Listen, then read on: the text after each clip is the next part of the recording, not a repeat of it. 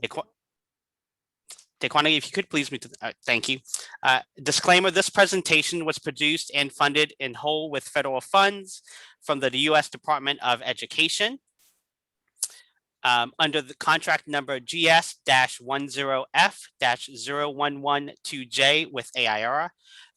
Carolyn Limpia serves as the contracting officer's representative. The content of this presentation does not necessarily reflect the views or policies of the U.S. Department of Education, nor does the mention of trade names, commercial products, or organizations imply endorsement by the U.S. government. Again, thank you for joining today's event, Equity Next Steps, supporting programs. As we want with all Links events, we want them to be engaging and interactive. So during the presentation, please feel free to enter any questions or feedback into the chat. And with that, I will hand it over to Marianne Fideli-McLeod.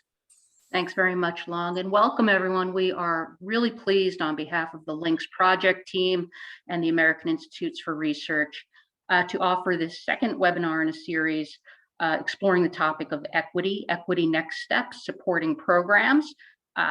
In terms of context, June 2021 has been a tremendous month as a celebration and advancement of the issues of equity. For those of you who are subscribed to Octay's Connection newsletter, you'll see an affirmation of Pride Month, Immigrant Heritage Month, and the Juneteenth federal holiday.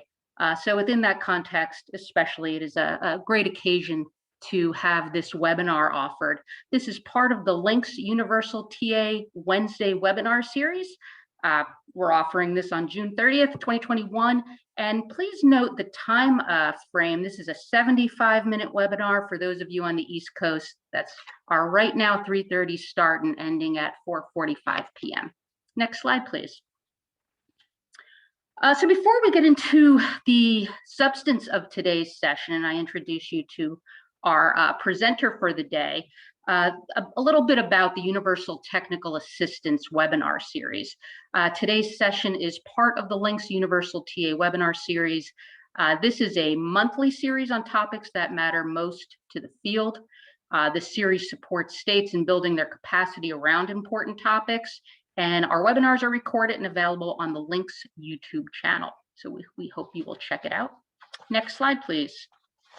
And for those of you who joined us in March, you already know our presenter, Daquanna Harrison. And for those of you who are maybe unfamiliar with her, Daquanna has an MA in psychology and a certificate in nonprofit management. She's been in 15 years in adult education, 12 years in the classroom, 10 years in administration and director of instruction, and 5 years as the owner of Elevation Educational Consulting Group, which has a focus on supporting organizations and entities in adult and alternative education.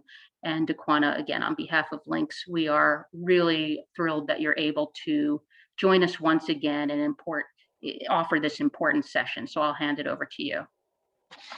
Thank you. Thank you so much, Marianne.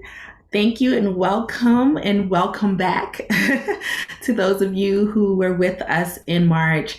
Time flies, and I hope some great things have happened since the last time we met up together. So what we're going to do is we're going to actually start off. We have our agenda here. We're going to start off with reminders from our last time together. We're going to have a look at the data, a review of the student body mirroring data. We are going to then think about equity at the program level, which is the main point here. In that, we're going to focus in on diversifying your applicant pool, providing opportunities and appropriate trainings and supports for our teachers, administrators, etc. at the program level. We're going to then wrap it all up with a good reflection. And of course, infused throughout all of this will be tips on supporting equity efforts and tips on monitoring and accounting for those efforts. Because of course, we know we should be acknowledging the great work that our programs are doing.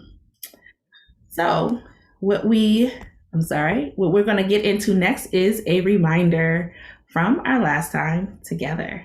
And this person in the video might look a little familiar. So what we're going to do here is we wanted to give you a reminder so that we can really focus in and make sure that we set the tone for today, right? But I figured since I've already said it once pretty well, why redo it? And so go ahead and sit back and listen to Daquanna from March 2021. I'm going to start again with a thank you. Thank you, but this is from your students, the students of your state, for being here and for investing in the idea of equity. So we're just at the idea phase. Hopefully most of you are past that in your states, but we are going to be talking a lot about just the idea of equity and what it could look like.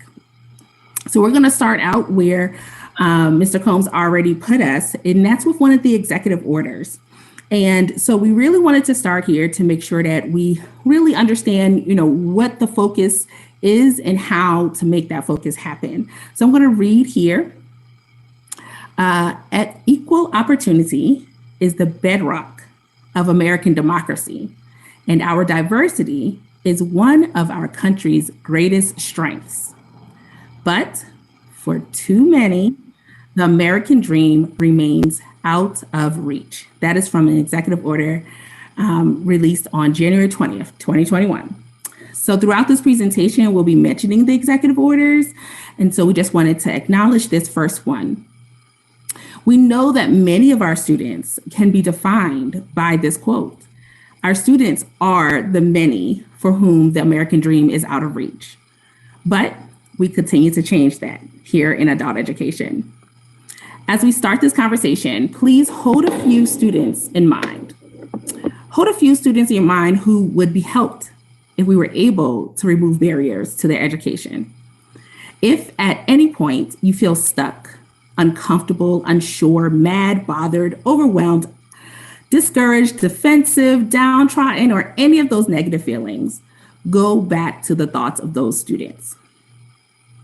Those students are your anchor, your base, your safe place, and your reason why. Also, remind yourself of the other challenges that we've had in our field and other fields that you've been a part of. Remember how at times the change you were looking at felt troubling, it made you worry, and yet now that change is regular and you see it as a positive effect. We hope that changes occurring with equity will have the same phase. Worry, concern leads to normalcy, leads to positive outcomes for all. So I just want to acknowledge that we have the executive orders here in the chat for you in case you want the full executive orders. We will not be quoting the entire executive order here. Okay, so hopefully that, like I said, set the tone for us and understanding that we are here for our students. We are here for our programs. We are here to remove barriers from people's education and ensure that education is truly equitable and a support for people as they go towards that American dream, right? That's a part of what we're doing here. So we really wanted that reminder of where we are focusing ourselves. And another reminder that these are quite often a part. When we're having these conversations, we have to acknowledge that people are on many different parts of the spectrum when it comes to understanding what equity could look like, could mean, and why even do it at all. And that's okay. And so just know and understand that worry, that concern point that you're at, or if you're at that point where it's normal and it's regular, or if you're at that point where it's like, it is time, I'm excited, let's go. Whatever point you're at, it is okay. And we are going to keep on moving ourselves closer and closer towards equity. So the first thing we want to do, we need your interaction. I know y'all are coming from some meetings and other things, but hopefully you're here to be able to engage and interact with us. So this is your first chance here to do that. So let's get started with a poll. So tell us, what are the top 3 outcomes that you would like your state programs to focus on? This poll is going to be useful for our conversation today. If there's another outcome that you would like to add, you can add it to the chat. But we encourage you to pick one from this list just so that we can see some of the commonalities. We know that this is not everything that you could ever wish for, but hopefully you'll be able to find at least a few that are of interest to you. So choose your top 3.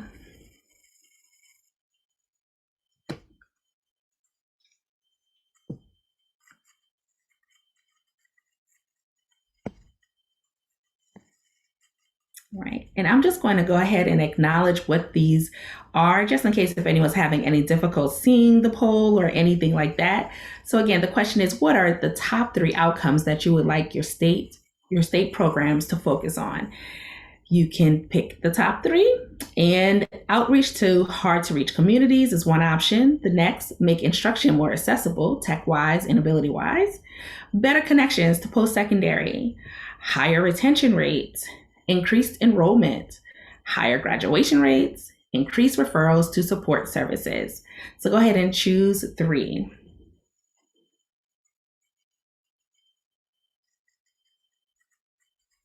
And Long, you can let me know when we are at a suitable percentage there. All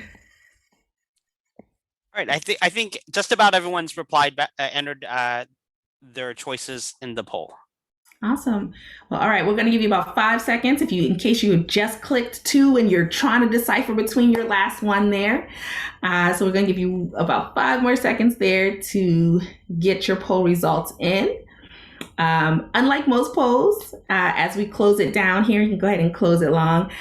We are not going to discuss at this point the results. That's going to help us with our conversation later on. What we're going to go into now is a look at the data. We're going to review the student body mirroring data. All right.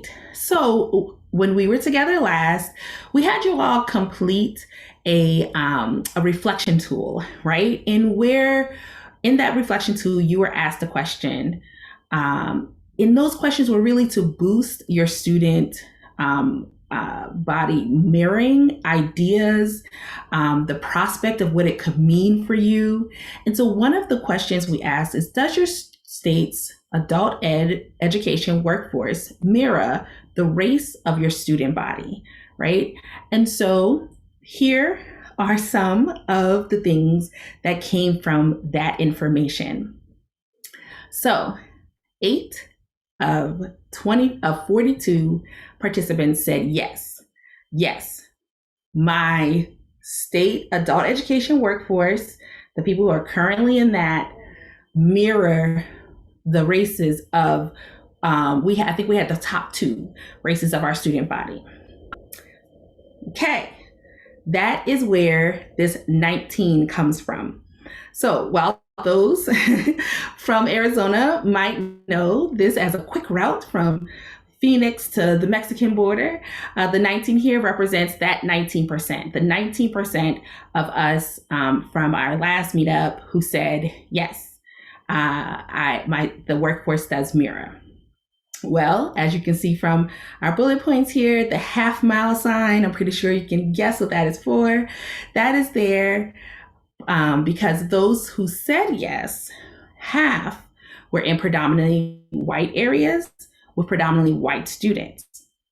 The other half were in predominantly minority areas with predominantly minority students, meaning that at this time, we are primarily mirroring our students in areas where you would likely have to work very hard to not mirror your students, right? So 2 examples of the space of being in a high minority space with high minority workforce is DC. So one is DC.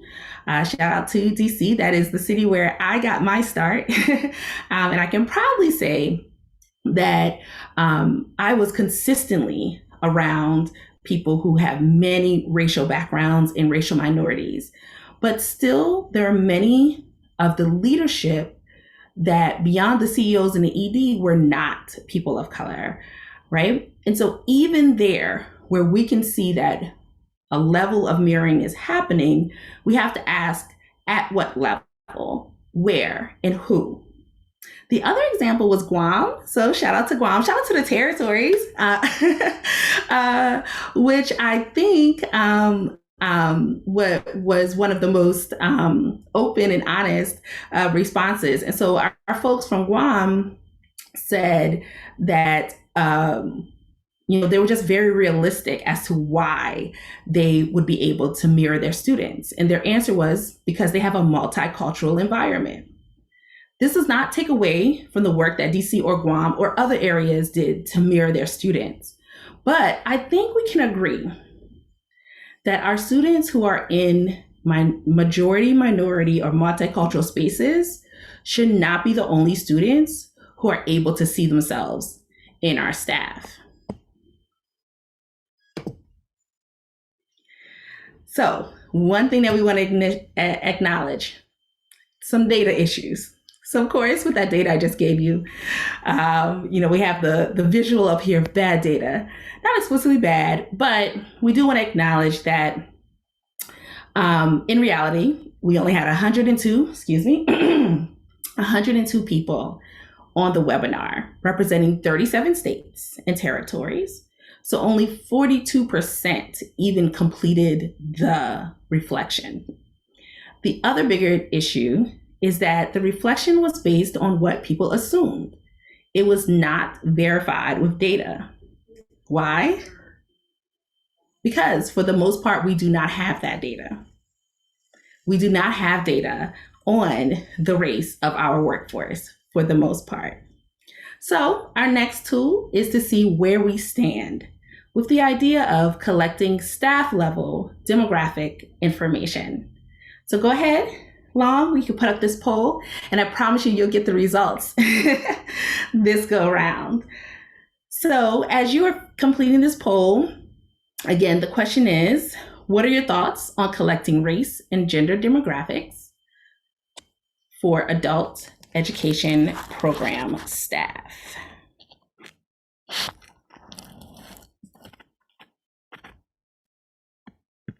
So choose which one you prefer.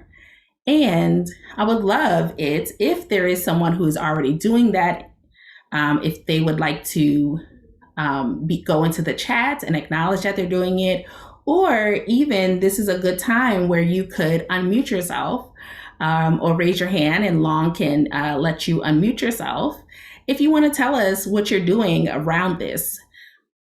Is there anyone in the audience who's collecting either gender or race or any other demographics for that matter at the program level throughout their state? This is Amanda. Can you hear me? Yes, go ahead, Amanda.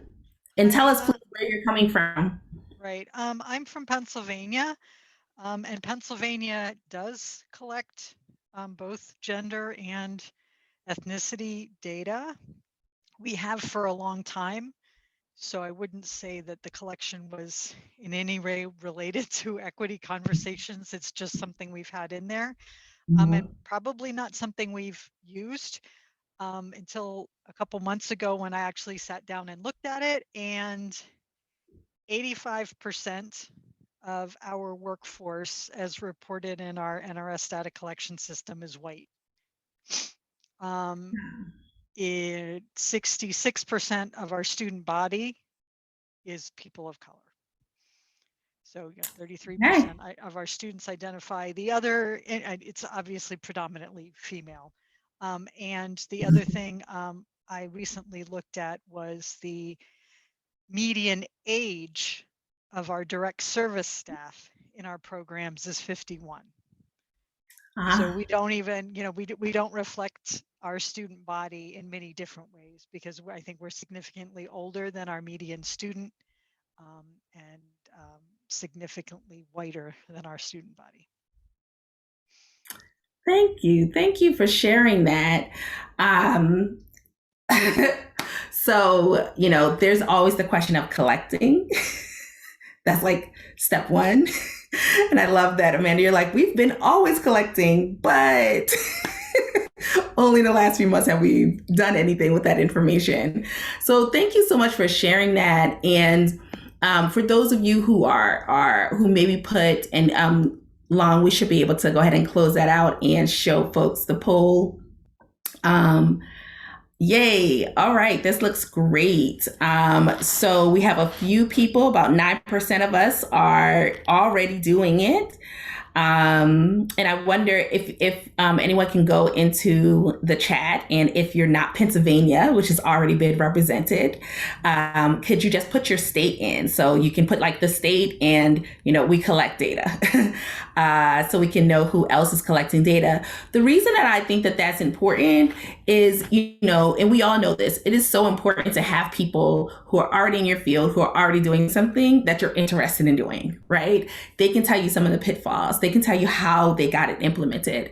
They can, walk you off of the ledge of being worried about doing this and what ramifications may come of it. So, so definitely reach out to the Pennsylvania folks. And if anyone else is collecting this information, it'd be great to, again, go ahead and get that into the chat if you want to. So it looks like 55% of us says, yes, we should do it, and I would support implementing it in my state. So that's such a great number there. I would love if anyone wanted to either express in the chat or on the mic. You can raise your hand, it can be unmuted. What kind of concerns do we have about this? I would love to hear that, so that others of us who maybe are already doing this can tell you if it came up for them or not. But then also we could just, workshop it a little bit. So does anyone want to raise their hand to give us maybe just, one or so concern that you would have about collecting this type of information about your program staff?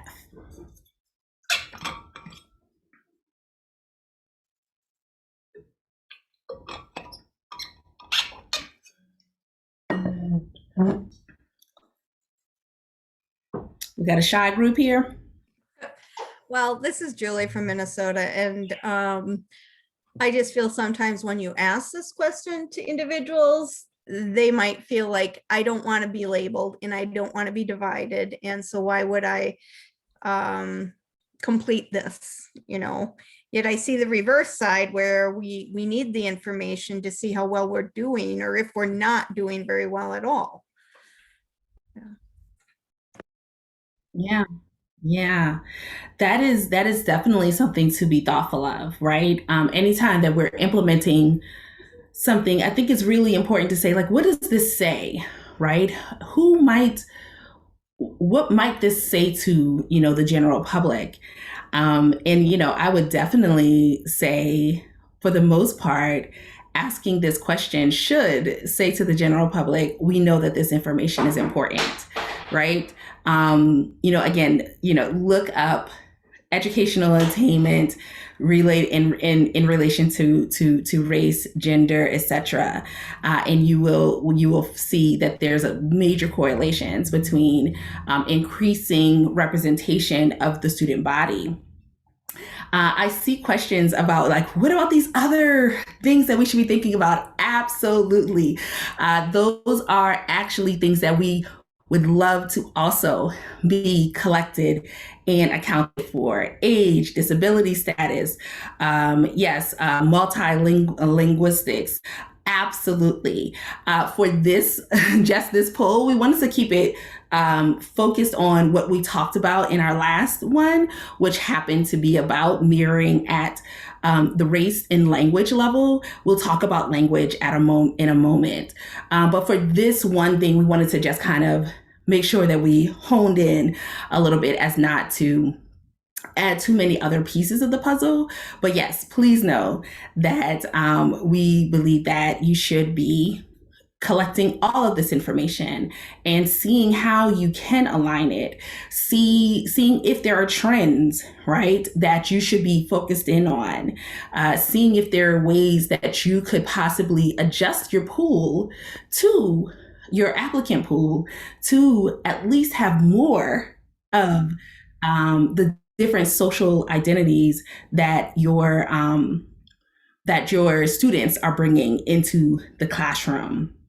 Daquanna, we yes. have, sorry to interrupt. We have Jonathan would like to add something. Jonathan, I requested if you could unmute yourself so you can add. I think you kind of answered my question, actually. And my only concern was, I mean, kind of live in New Jersey. And I guess if we kind of ask the question about age, disability status, as well as race, maybe that would help, because living in New Jersey, it's quite litigious. And maybe if we opened it up to several types of questions, we can kind of get the information we want and do it in a way that kind of doesn't hold us responsible. Well, we asked all these questions, you know, that kind of thing. Maybe that would assist. So thanks. Yeah. Yeah. And another thing is that it's not the asking of the question. It is what do you do with that information could be the thing that you could be more worried about or should be more worried about. You know, we ask that question about our students, right?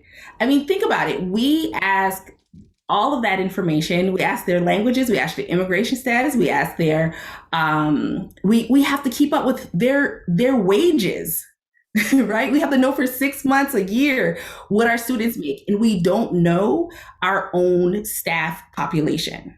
We do not know when we are putting together a training program for a statewide training program or some kind of supports for them, who we're doing it for.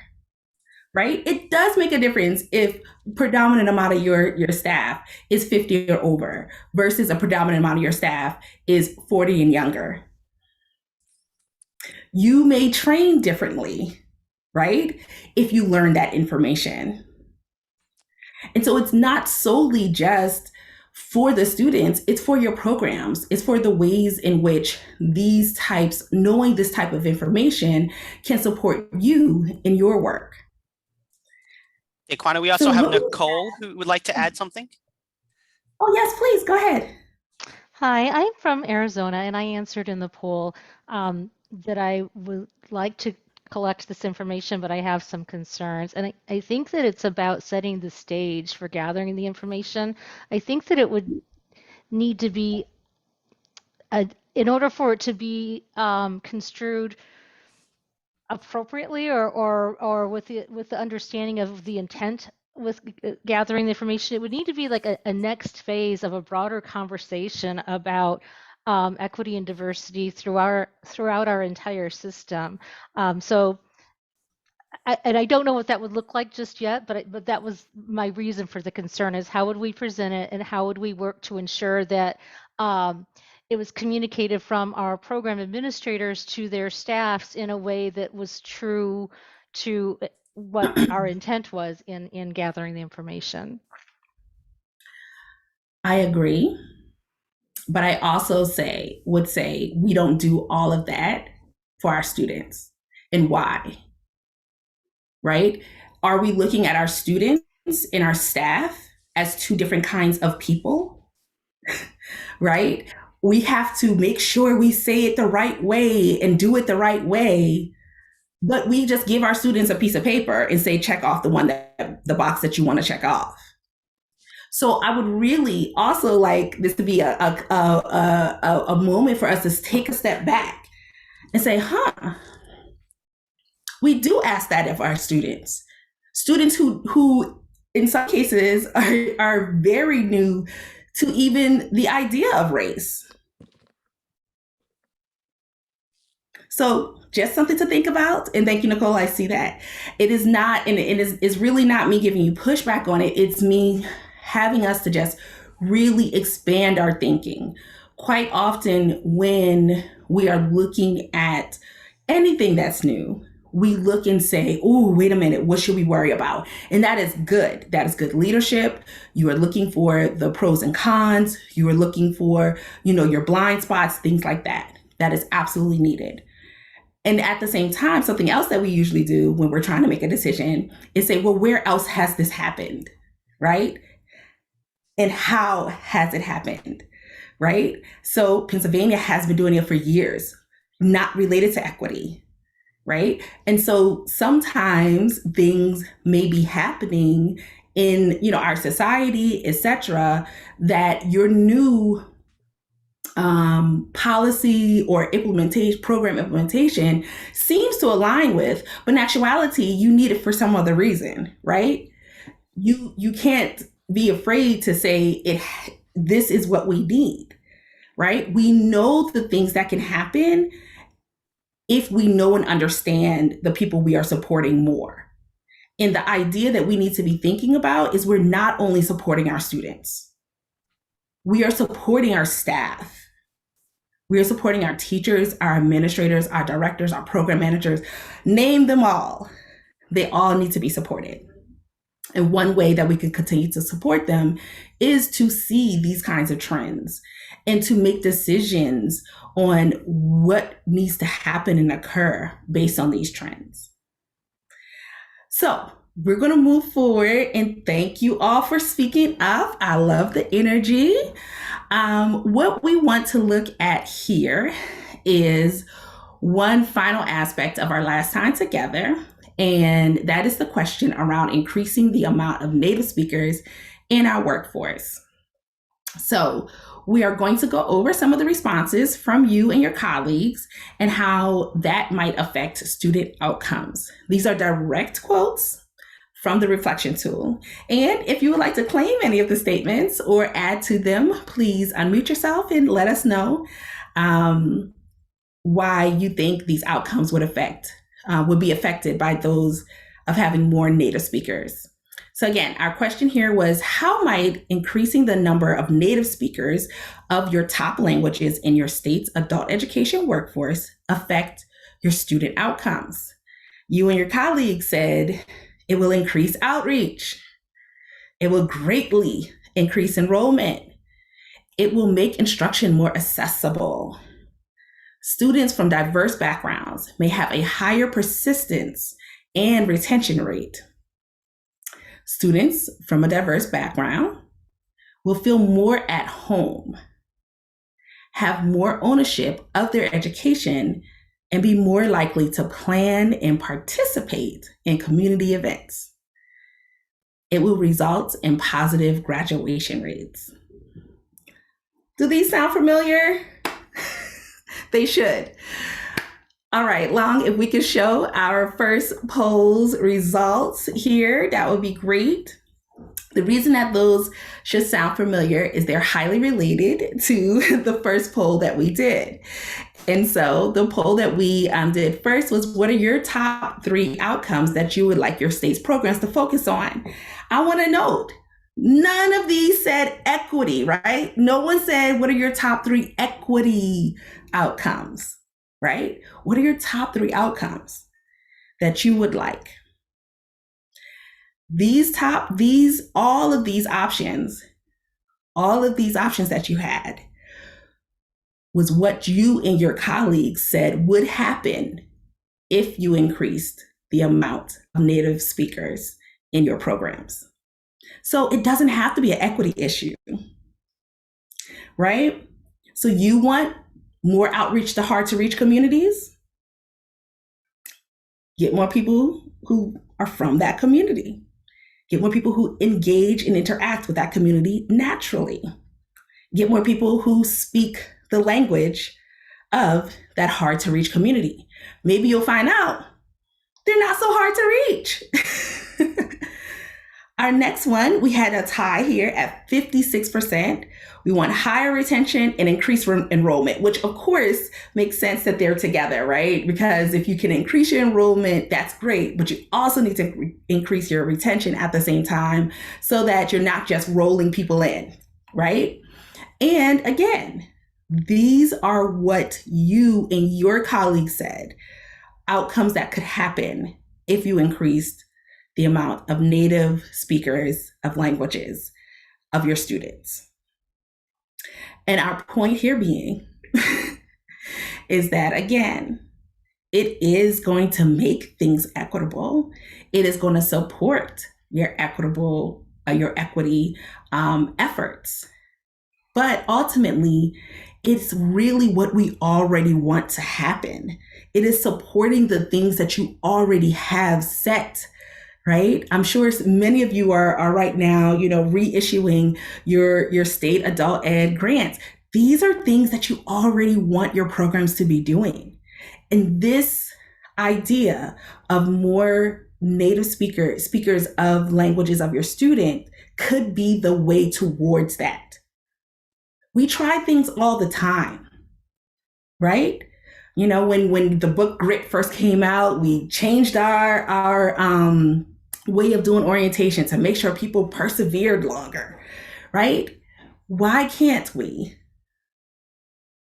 If we can see from what people are already assuming would happen, why can't we do this as well, right? And we'll talk later on about some ideas on how to make that happen. I want to get this last highlighted quote. Thank you, Long. You can close that down now. This highlighted quote, and again, anyone who wants to recognizes any of these quotes from their reflection forum in our last time together, you're welcome to chime in. So, it would likely increase both access, improve learner engagement by reducing barriers related to lack of translation services, and in doing so, improve the outcomes measured within the system. Parentheses, I imagine it would also really improve the learner experience and feeling of belonging. I wanted to highlight this comment because it really struck me, because it shows a deep understanding that this is all about outcomes. It's about measuring outcomes while also improving the learner experience. Oftentimes, we create expected outcomes for our systems without knowing how it might affect the whole system. Here, we have the outcomes of increasing native speakers in our workforce, agreed upon ways that it will likely affect our system. And all of these outcomes are positive. Yet there is no large-scale, systematic, sustainable effort to make this happen. So we take bets on things all the time. I am imploring you all, take a bet on this. And it is up to you all, the leaders, the data specialists, the advisors, directors, to decide if you want to support these students in this way. A way that could lift up so many of our current systems measurements, make your state's outcomes increase in all of the ways you want them to increase, all while giving students a chance to see themselves in spaces of power, knowledge, and upliftment. So, I hope not my words, but the words of your colleagues from before put you in the right mindset to possibly start moving towards doing some of these actions. So now we're going to move into kind of how to do some of them, right? So that was our review of the data. That was our review of our last time together. Now we're going to move into equity at the program level, diversifying your applicant pool and providing appropriate training and support. And just as another reminder, you're welcome to always put questions and comments as we go along into the chat. So we're first going to start off with diversifying your applicant pool, habits that reduce diversity. I'm pretty sure that some of these habits are familiar with us. These are things that we see quite often in adult education hiring. So I'm going to just go ahead and give those. So we're thinking about recruiting only those you know, right? So that includes recruiting via word of mouth, hiring from within, and hiring volunteers. And I want to say that I am not explicitly saying that any of these are bad. These do, though, reduce diversity, and here's why. if your staff is not diverse, it is less likely that their network is diverse. So if you continue to have word of mouth level of hiring, then it's less likely that you're going to get more diversity. Do you know how many of your program's staff rose up from volunteering, were suggested by a staff member or a colleague? Do you know that information? Do you know how your programs are hiring? While they do often bring historical knowledge and loyalty, we need to remember that other candidates not connected to the program, not a volunteer at that point, they can gain that same knowledge, right? Because those volunteers at some point did not have that knowledge, right? We did not know of their loyalty. And so you should really be giving the same chance to a new candidate. Also, more important is the who. Who can volunteer? Put that in the chat for me. Those of us who either have programs that are volunteer programs, have engaged volunteer programs, what is the kind of, makeup of most volunteers? Who would you say would most likely volunteer in adult education? All right, we have Arizona coming in. Let's hear some other states as well. Arizona says people who do not need a paid job. Yes, because that's the thing, right? We're with a lot of, I see some more chats coming in, keep them going. With a lot of our volunteer programs, we're not talking about like, an hour of tutoring, no, we're talking about something that could be someone's part-time job, right? So, it is not, just, if you have 1 hour after work. We're asking for our volunteers to do pretty detailed work for us. I'm going to scroll up here so I can see all of these great chats. All right. Nevada says more than not retirees. Absolutely. John says, often our volunteers are semi-retired, retired teachers, as well as those who can afford to volunteer. That goes back to Shirley's comment. Nicole says, friends of teachers, retired educators, former teachers, retired, volunteers who work other jobs, retired teachers. Good. Thank you. Thank you all. Yes, that is, Amanda, good point there. People without small children, right? So all of these things that we're talking about point to a problem, right? It points to a diversity problem, right? You are if you're hiring from your volunteer pool and your volunteer pool is older, wealthier, right? That's like two major pieces right there that pulls people away from the centric space that our students are in, right? That's just those two things. So it means that you are now overpopulating your hiring pool with the same kind of people, right? And those are people that you felt comfortable around, right? And so I get it. I get why we go towards our volunteers. I get why quite often, we end up with applicant pools and there isn't anyone who is diverse in it. This is a part of it. This is a part of why, because we are primarily recruiting and pushing our information out to people who are already in our circles. And many of our circles are not highly diverse, right? So one question, how are you monitoring the hiring of staff? Right? This is not a question for you that you have to answer. I mean, if you have one, that's fine, but something to think about. How are you supporting programs that make an effort towards having more diversity in their applicant pool? Right? We're going to talk more about this in a moment, but why is it that every time we put out a job description, it's like a 2-week closing period window, right? Why are we hiring so quickly in a or trying to hire so quickly in a field where we don't have a natural pool, right? We don't have a Teach for America. We don't have, schools and universities that have, trained up people to be in adult education. So how dare we have these quick hirings? It forces us to say, who's around?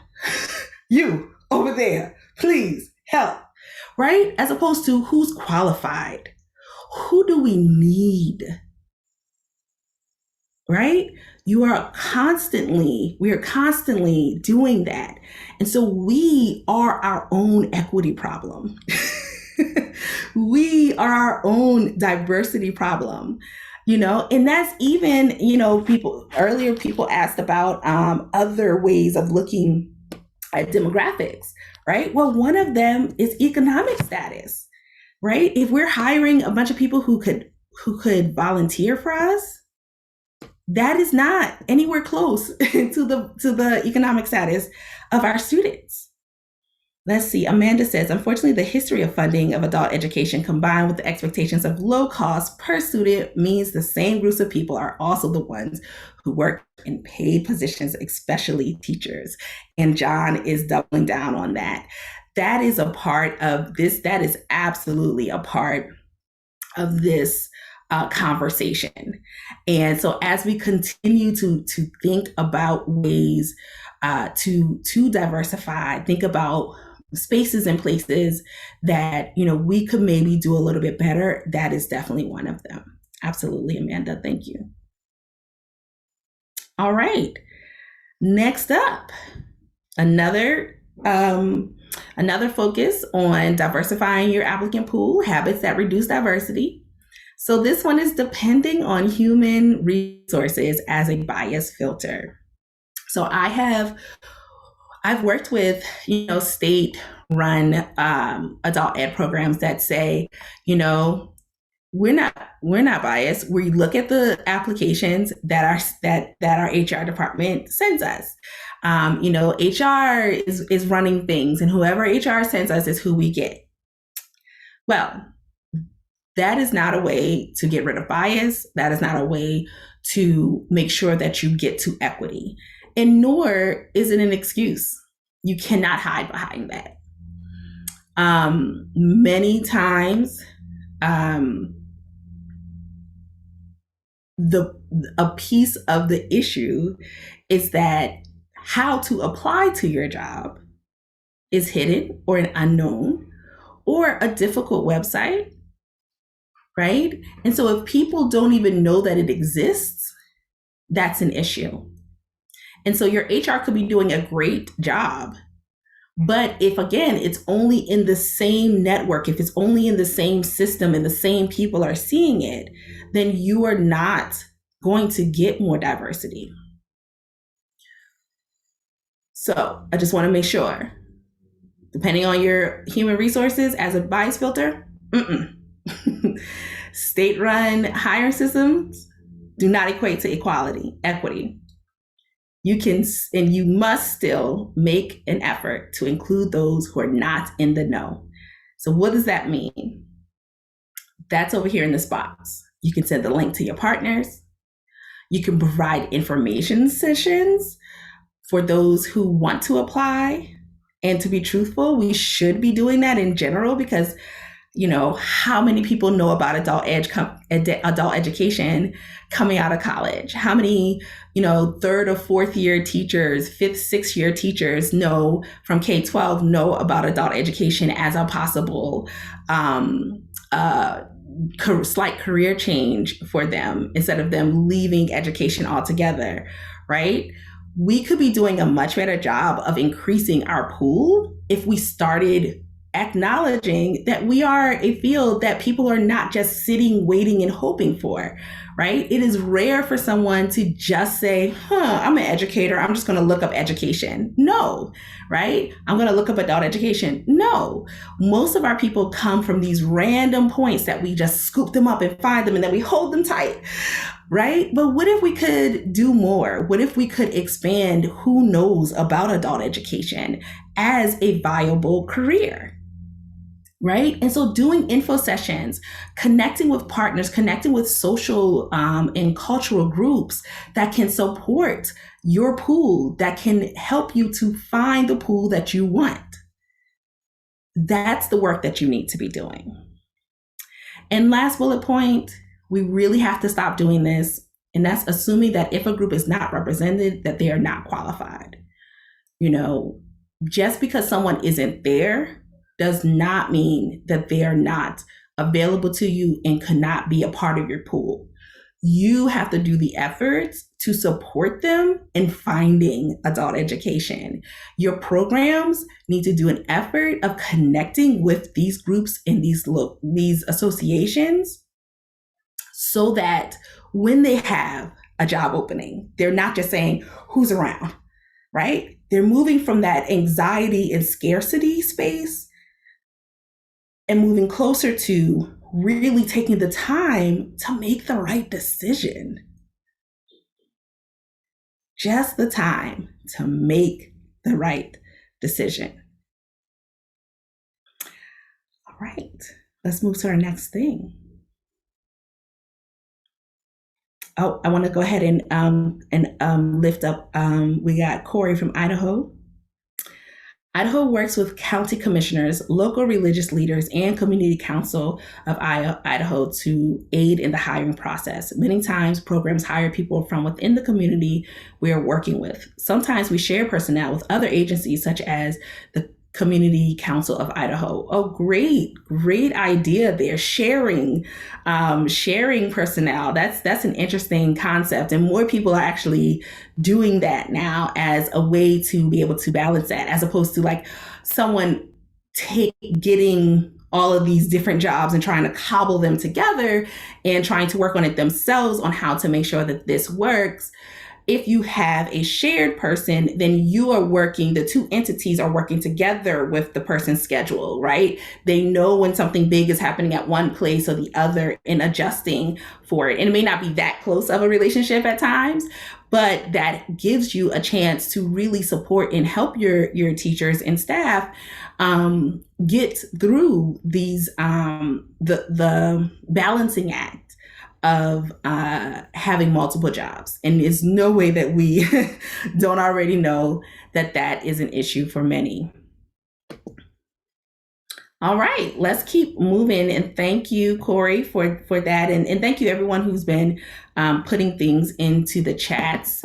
It's very helpful and gives me more things to think about. All right, diversifying your applicant pool, habits that increase diversity. So the biggest thing, expand your pool. Expand your pool. So recruit through many avenues. Corey just gave us some examples of that.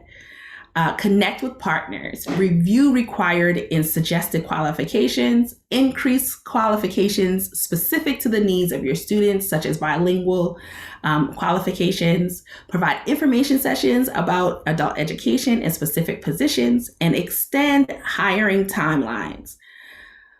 All of those are a really big deal.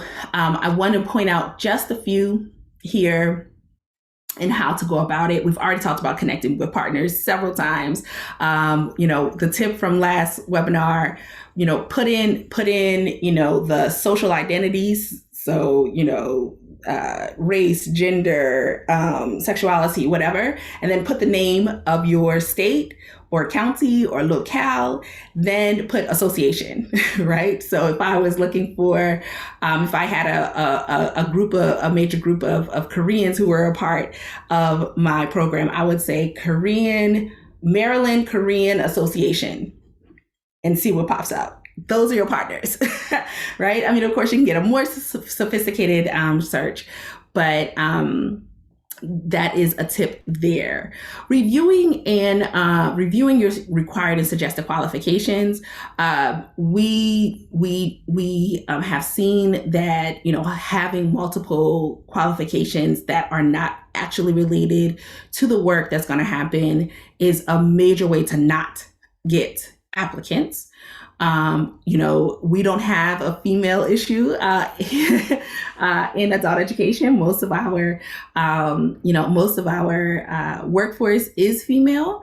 But once you look at the higher levels, all of a sudden you see a lot of males, right? That's something to think about. Are we finding these males, or are they seeing these job descriptions with all of this meaty words and saying, I'm qualified, while the women who have been working in the program, doing the work, all of that, find 2 or 3 things that they're not qualified for, and then they eliminate themselves before they ever apply. And so really looking at the program level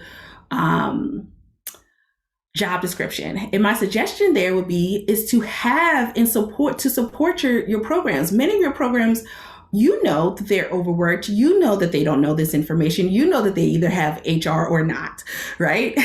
So, wouldn't it be great if you already could provide them with some canned wording around job descriptions, around qualifications and things of that nature, so that they can be more uniformed, and so that you can possibly eliminate some of the qualifications that might unnecessarily disqualify people. You want to also make sure that when we're talking about hiring and expanding hiring timeframes, I've already talked about that a bit, but really think about how haphazard quite often we are making hiring decisions, because we've been told through seeing it over and over again in our histories that we need to quickly hire, right? We had 6 classes. We always have to have 6 classes. Well, do you, right? Can you disperse those students out and take some time to find the right person to teach this? Because do you want a 6th class with an underqualified person? Do you want a 6th class with a person who does not have the ability to handle that class? So then you're shifting the students who need a different kind of teacher, and then that person ended with 3 or 4 people anyway, and you should have never hired them because now they don't have a class. I mean, these, right? Why are we rushing our hiring? We are not in the position to rush it. We are not this exclusive field that we have thousands of people clamoring at our doors to get into, right? So think about that. The next time someone puts out a job description, or next time someone, has, that a position is open up, encourage your program staff to take their time and find the right person. We've already talked about connecting with minority serving institutions as also a way to really advance your pool and get your pool, again, find the pool that you want. All right. So now we're switching subjects here. And we're moving to our second part of today, which is provide appropriate training and support. Why is training and support a diversity issue? That is the question that we have here. So these 2 statistics are from the 2015 Mirage report. This was presented by the New Teacher Project. TNTP is what they go by. And that report, it's very, to me, it's an instrumental report in thinking about teacher professional development. Many people from marginalized communities have been told that they need to be twice as good as their white, male, or wealthy counterparts. And we can add other identities as well. But put on top of that they are coming into a field where they will be helping their own people. And so there is more stress around doing it right. So for staffers coming from the same places and groups as the students, we need to be thinking about how we can support them to make sure that they feel like they're doing it right. Yet, in education in general, we only use about 10% of our school year on developing our teachers. We know that this is most likely lower in adult education, since this report was primarily a K-12 report. And we know that most likely is lower because in adult education, what do we have going on? Teachers are often given classes on the spur of the moment. We have new requirements that can pop up at any time. But we cannot continue to undertrain our staff and expect people from marginalized communities to stick it out in adult education. We need to have more dedicated time for training. So in that way, training is a diversity issue, an equity issue. This other visual here says 50%, less than 50%, less than half of the teachers said that their PD was tailored to their development needs and teaching context. If only 50% are saying that they're getting what they need, we're not doing well. Many times our PD or training is focused on new regulations, and we make everyone take the same thing. This one size fits all does not acknowledge that we have so many avenues where we get our staff. So just think about that. You're going to have that retired teacher do the same thing as this person who's completely new to education, right? Those types of things are which we should be thinking about when we're talking about supporting our teachers. And so we need to make sure that they're aligned to what they actually need, that they feel supported, and that in turn, that they take it seriously, right? When they're seeking out their own, professional development. So I want us to consider this. Consider the following. Consider having multi-level class courses. Well, actually, before I even dig into each of these, excuse me, I want to acknowledge that these are also major expectations of younger educators. So it's imperative that we begin to infuse these aspects of training into our work and into our training so that we can lure and keep younger educators. I strongly suggest you look into Millennial Teachers of Color. That is by Mary E. Dilworth. She wrote it in 2019. Again, the title is Millennial Teachers of Color, because there you can learn more about their expectations and how we could possibly begin to recruit those younger folks.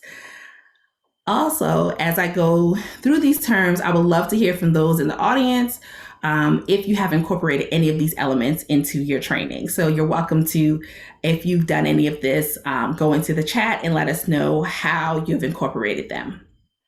And Daquanna, we have a question in the chat pod, examples of identifying need. So what are some examples you can provide? Yeah, so examples of identifying need. I mean, even some of this that we're about to go through, right? How do you using past observations, right? If a teacher is good at something, then they should probably be teaching it as opposed to learning it, right?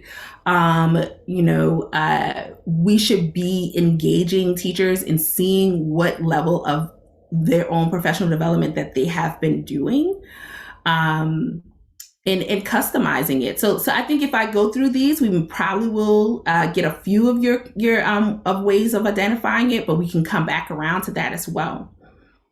All right, we gotta speed up too. All right, so multi-level. Multi-level allows for people at different levels of a topic to approach the topic based on their need. So a simple pre-evaluation during the training planning phase, you should have a training planning phase, can help you to see where your staff is and who is ready for a higher level. You may not have to have definitively different trainings, but you could provide those with higher or previous knowledge help in the training. They could be providing help in the training, or they could be a part of the team who edits and approves the training, as an example. Multidisciplinary, this allows for learning to happen beyond just the content. So it encourages collaboration and for higher level professionals, it provides a challenge for them. So that great science teacher has to now learn writing techniques, right? That allows them to then increase and find a new type of skill set. Customizable provides, when you're doing that, that means you're providing the needed ownership and buy-in while also supporting multi-level learning. You do not have to have a menu of trainings and tell people, okay, pick this one and pick this one, though that may be a good way to do it. But you can ask your trainers to provide in-training options that allow for custom experiences, such as breakout rooms, to discuss a specific topic of interest, or a follow-up project after a training where they have to use what they learned in the training. Also allow for the amount of professional development money to be used as the person wants to. So not maybe all of it. So let's say you have $500 per person, maybe allowing them to have 200 of that on their own to figure out what they would like. And most times that really helps them to do their job better and also make them happier at their job.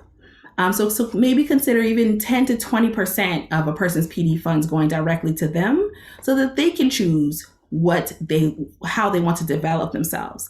And what I would say to those who are worried about that is that our teachers are developing themselves all the time. You just aren't paying for it. And it's time that you do pay for it. Flexible times allow for asynchronous and other types of trainings, offer time off with pay and substitutes for their classes when trainings need to happen, because trainings don't just happen when class is not occurring. And understand that most teachers will do their class instead of taking their professional development. So help them in knowing that they should use this time for themselves. And lastly, pay for training. We do not pay enough to ask people to be taking trainings either on their own time or without pay. We really need to be thoughtful of that, okay? We have staff supporting students in their time of need. We have them, doing weekend events and all these other times that they do not put on their timesheets. And so this is the time that they should at least be able to put on their timesheets. All right. So hopefully I gave you some tips there on how to identify some of the needs, but a survey is very helpful, especially if you're having some outside trainer who's doing maybe some specialized trainings. Have them give you some topics and possibilities, and ask your staff like which ones do they want to do, and let people choose. And don't make it so that you have to have like a certain amount of people, because that also puts a lot of pressure on people. All right, we are in our wrap up and reflection time. It feels like we have just enough time here for that. And so I just talked a little bit about the young educators and what it means, what the expectations they have. I want to focus in on diversity and our field's future. But first, we have to think about our past. Our past is a stumbling block. We will not be able to diversify our professional pool if we continue to base hiring programs and training on good intentions rather than educating ourselves. Hold on, I'm sorry. I have a different one. Educating ourselves about how best to serve our students, right? That is a really big deal. We must create environments where students from underrepresented communities are able to flourish. That I think we can do. And then the limited training is a remnant of our philanthropic time. and that time has passed. And so it is important for us to begin to really look to the future. We cannot continue to say what we were doing is okay, because we know it's not. We all know that there are things that we need to change. And I am proposing to you that this is one of the things that we need to change. We can't continue to only rely on people who have the ability to work at impoverished rates. We can not only rely on people who have the ability to have 2 or 3 jobs and then come and work for us. That in of itself means that we will continue to have a diversity issue, and we will continue to have issues keeping our students and with all of those and getting all of those different outcomes that was mentioned earlier from your colleagues.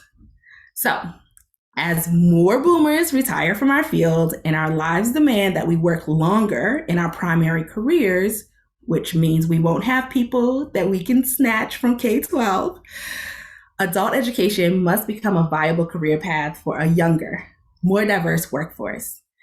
In our present state, I contend we are not ready to support such a workforce, and it is now or never that we make the changes needed for our field to last into a majority minority future. So I hope that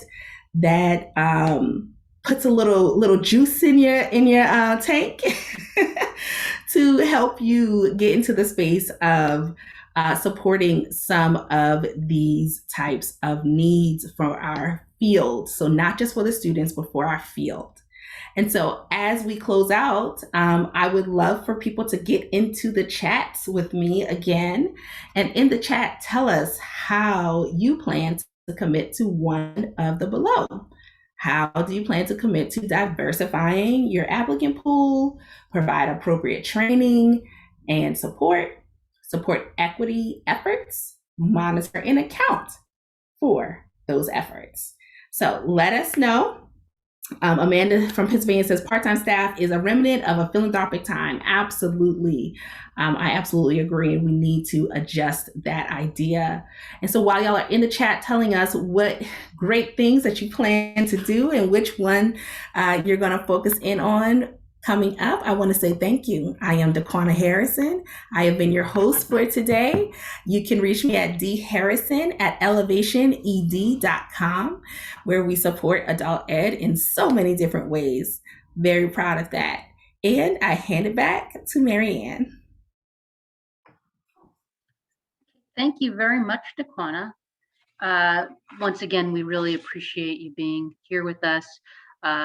Your presentation is very timely, very relevant, and again, it comes contextually just in a month where we are having a focus on so many different groups and beyond. And of course, this is an issue that's going to carry us into the future. So as we close out, please feel free to continue writing into the chat pod. And I just want to end by noting a few resources for continued professional development through links. So the following links, resources are available: online courses related to disability and equitable outcomes, differentiated instruction, and English learners. And there's some upcoming community events on assistive technology tools, which is a live event, diversity, equity, and inclusion in mathematics, also a live event. And please go to the Links community website to learn more and register for these events. Thank you, Long, for putting that link into the chat pod. And next slide, please. Whoever's in charge. Thank you. And also I want to invite you to our next month's webinar on serving all adult learners and staff by ensuring full inclusion of individuals with disabilities. That will be July 28th from 3 to 4:15 p.m. Eastern Time, 12 to 1:15 p.m. Pacific Time. So please register now. And for those of you who are still on with us, I hope you can take one more moment to share your thoughts and inputs to help us have the best possible PD and webinar in service to your needs. So to make sure we're meeting your needs, please type into the chat box any questions about this topic, serving all adult learners by ensuring full inclusion of individuals with disabilities. Please type into the chat box any questions about this topic that you'd like the next webinar to address. And thank you. And I believe that is my last slide. So again, on behalf of LINCS, the American Institutes for Research, we thank you for participating in today's session. LINCS is a collaborative effort with each of you, and your involvement and input helps us make the best sessions in PD that we can.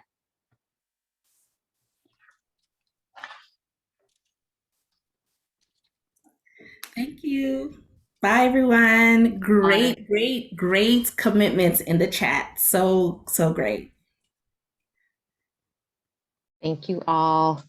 We look forward to seeing you next month. Thank you.